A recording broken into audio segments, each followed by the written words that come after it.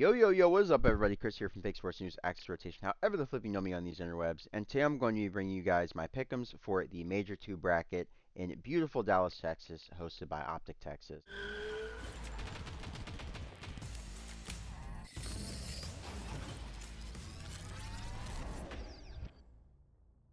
So, I know that was a mouthful. Hope you guys enjoyed the intro as per usual. Don't forget to like, comment, subscribe, share the video with someone if you like it. And if you want some prize picks for this weekend at the Major, join the Discord down below. Link is in the description. So, now that all the plugs are out of the way, let's get right into the content.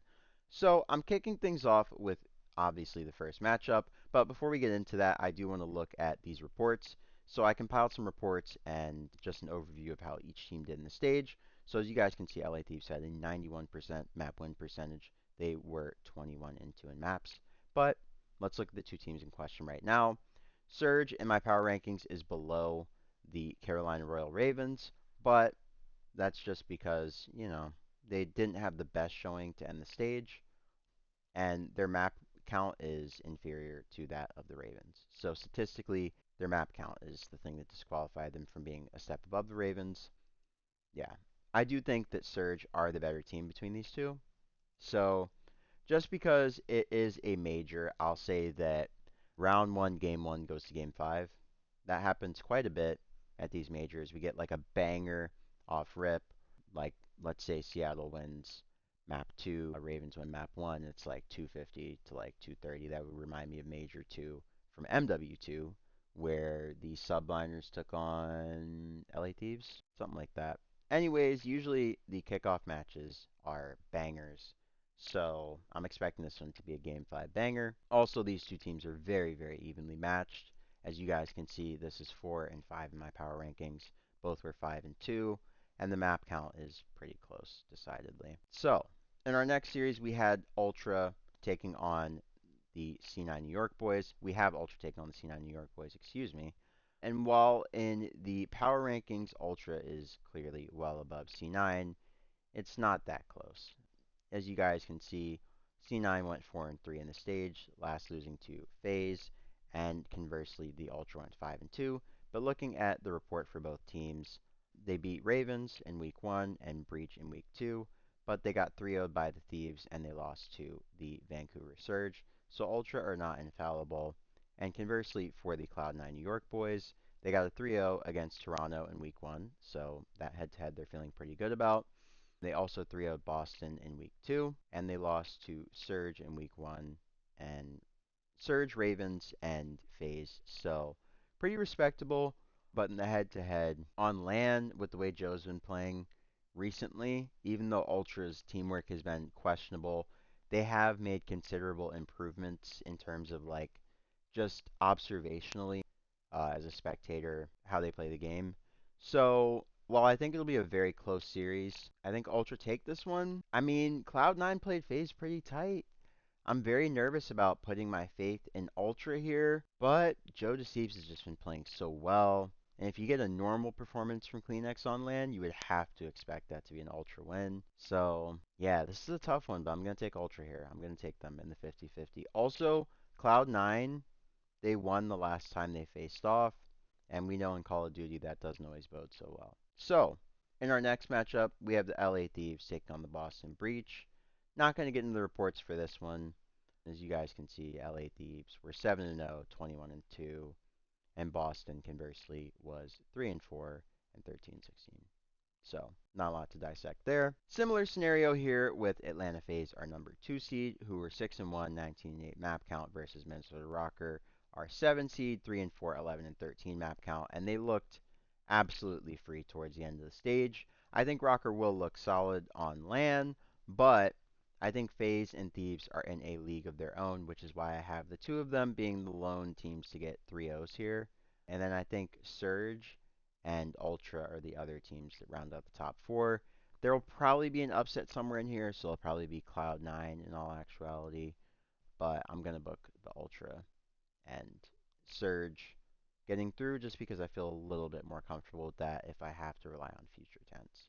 So let's get into the Friday matches. We have Boston taking on Miami, and this is one where I really will look for some statistical insight because you guys can see it's number 8 taking on number 9 in my power rankings. I believe, did they play? Victory 3-1 win over Miami Heretics in week 4. On land, Heretics played really well at Major 1, but like I said a few weeks ago, I felt like Heretics just overperformed at Major 1, and they were the Major 1 team that like overperforms, has a really surprising performance, potentially one of the best that they've ever had in org history, and then they don't do diddly squat for the rest of the year.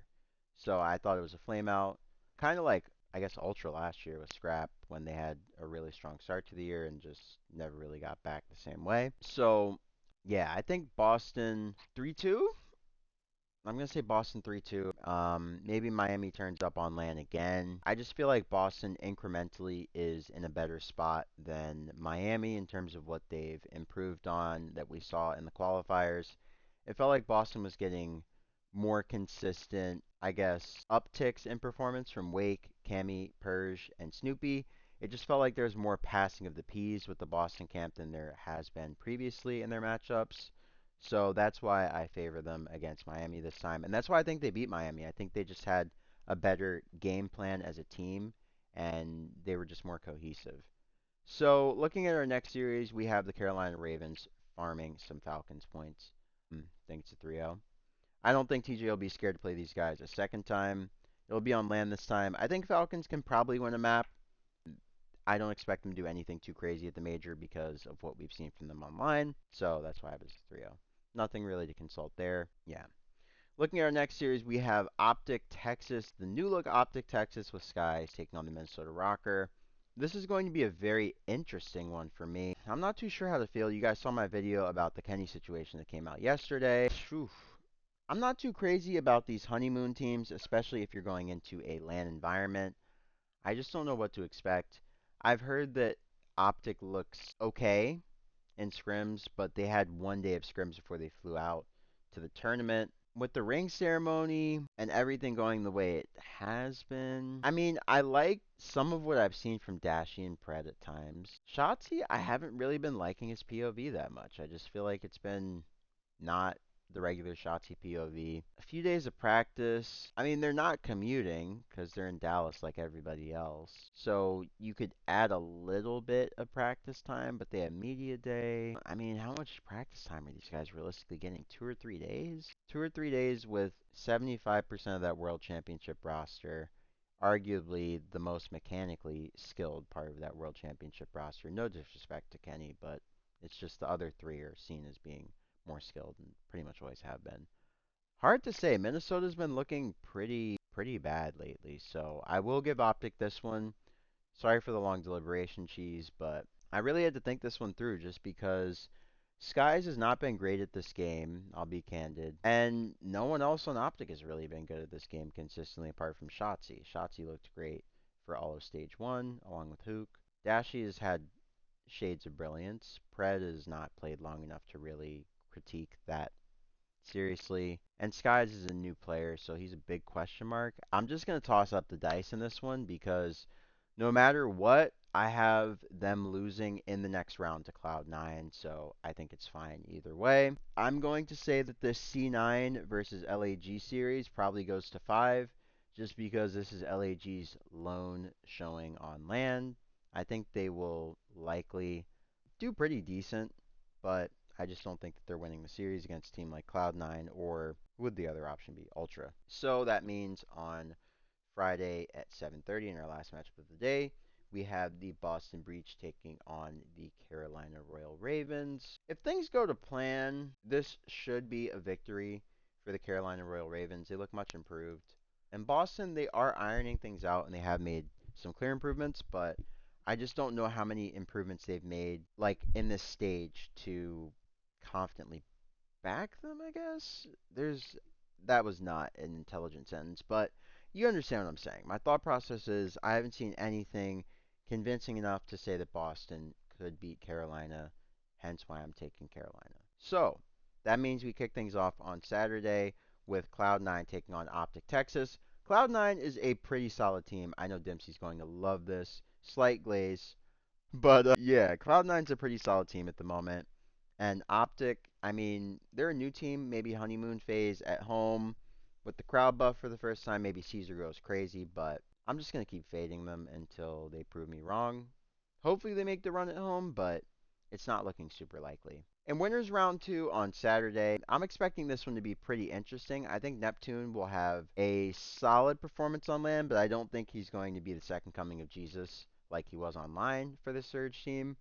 And I think LA Thieves are a step above, barring any sort of weird mental collapses on Saturday that are unforeseen and really unsupported by any data or metrics.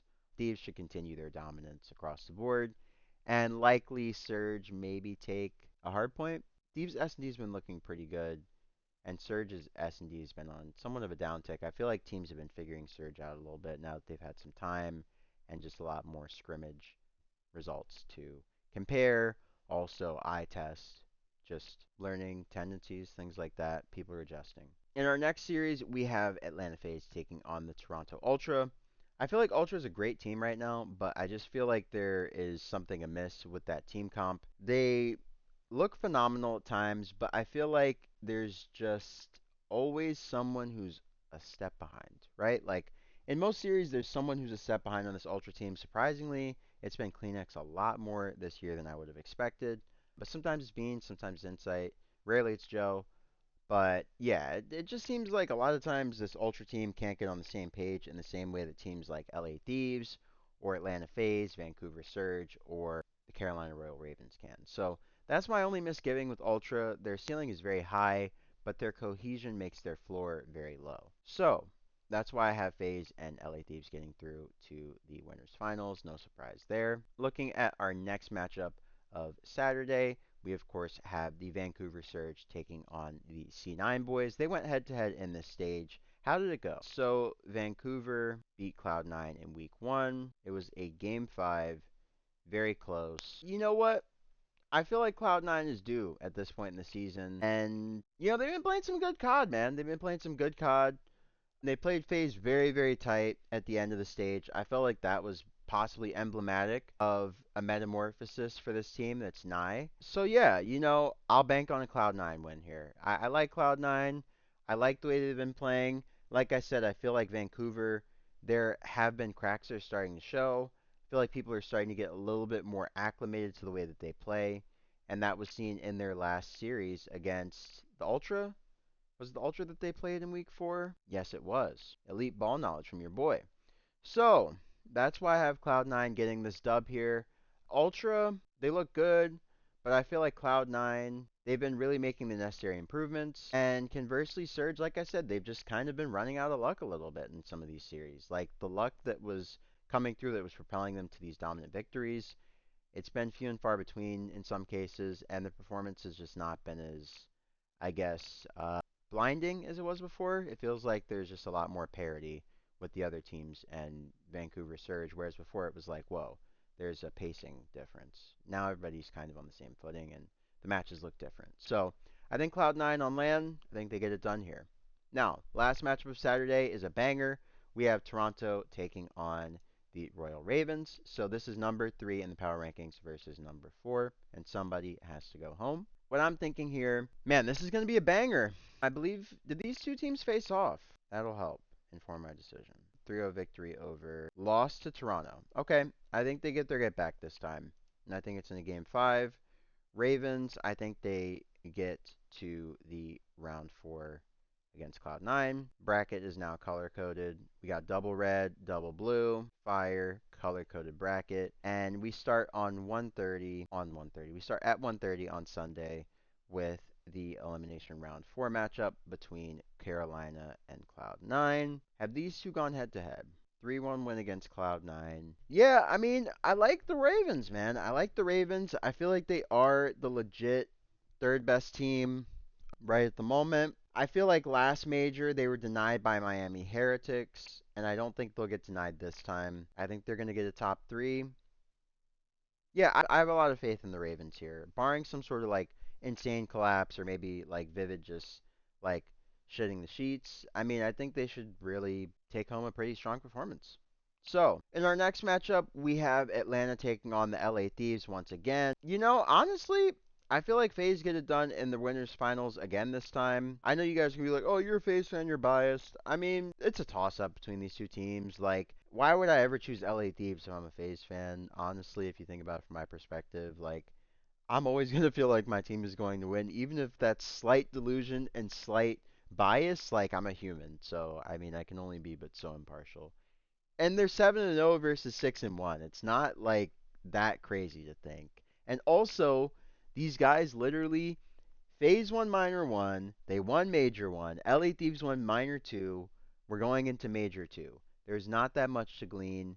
Phase is up 1-0, they won Major 1. It's not that crazy to think that they could go back to back. I mean, if you have the mental edge, you still have to play them. So, it's possible that when they sit down, things don't go as planned. So, just defending myself from potential comments. Anyways, let's get into the elimination finals. I think whoever gets here to play Ravens, belt to ass. Grand finals time. And yeah, I'm gonna say 4-2 this time. I mean, FaZe has been improving their map pool. They've been playing a lot of Hacienda.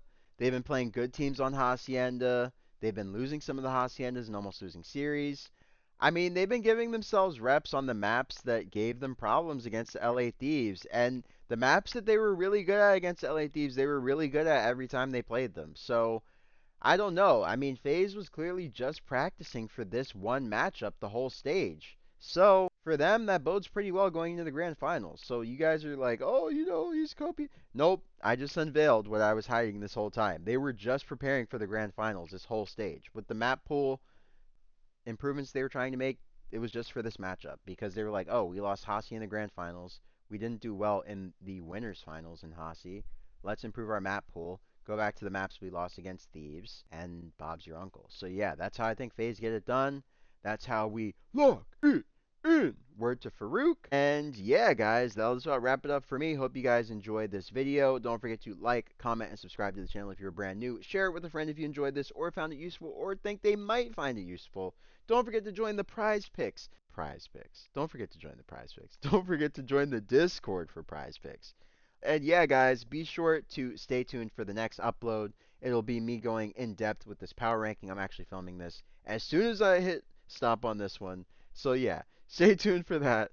Come back to the channel and check that one out. And hope you guys have a great morning, noon, or night wherever you may be on this beautiful planet. And I will catch you guys on the next one. Be sure to pull up for the watch party. I'll be watch partying all weekend this major. And yeah, catch you guys on the next one. Once again, this is Chris from Pickems News or X Rotation. I'll see you on the next one. Peace.